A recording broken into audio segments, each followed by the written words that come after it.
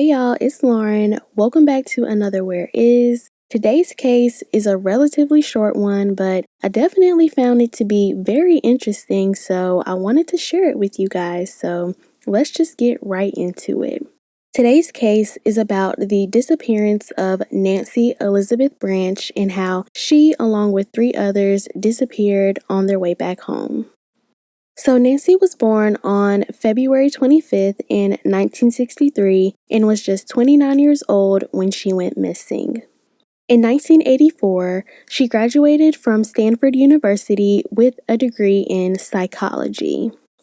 She then later met her fiance, Kevin Clark, while working together at Advanced Micro Devices in Sunnyvale, California, and they both loved to travel, go scuba diving, and play racquetball.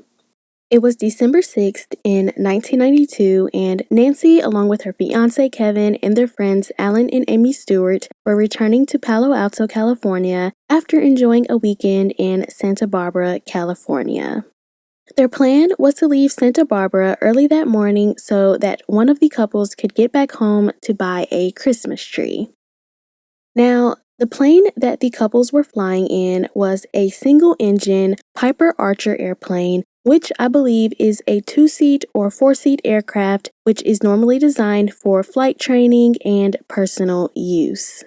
Now, it is unknown who was supposed to be piloting the plane that day, but before the plane took off to go back to Palo Alto, the pilot contacted the FFA flight service station in Riverside, California to get informed on the weather conditions. So, the station informed the pilot of the weather and described it as already being treacherous and that it was only going to get worse as the day went on. So, basically warning them that flying was probably not a good idea, but the pilot decided to go through with it anyway and fly the plane. So, once the pilot decided to go through with it, the plane was cleared for takeoff, which I don't really know much about protocols with flying planes, but if you know, let me know. But if the weather was already treacherous, how did they get cleared for takeoff? I mean, I guess since it would be a short flight, maybe the pilot thought that they could get through the weather conditions and make it to Santa Barbara safely, but again, they were cleared for takeoff.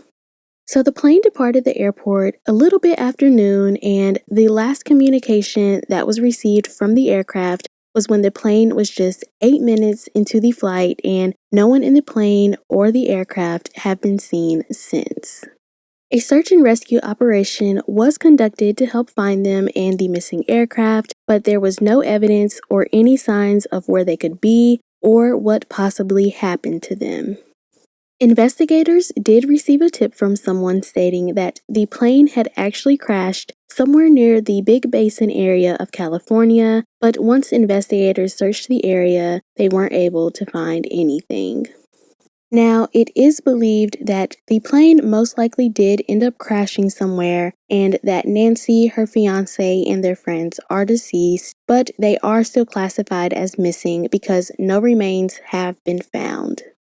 It is also believed that if the plane did end up crashing, it was due to the weather conditions. Again, the station warned the pilot of just how bad the weather conditions already were before they even left for takeoff, and the pilot also never reported the plane having any problems or concerns before or during the flight. So, again, the weather is most likely the cause if the plane did crash. To this day, no one has been able to locate the plane or anyone that was on the plane, so their disappearance remains unsolved.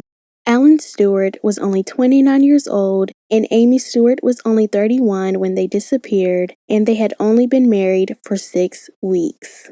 If she is still alive, Nancy would be 57 years old. At the time of her disappearance, she was 5 foot 3 inches and weighed 120 pounds. She is African American with brown hair and brown eyes, and she has pierced ears.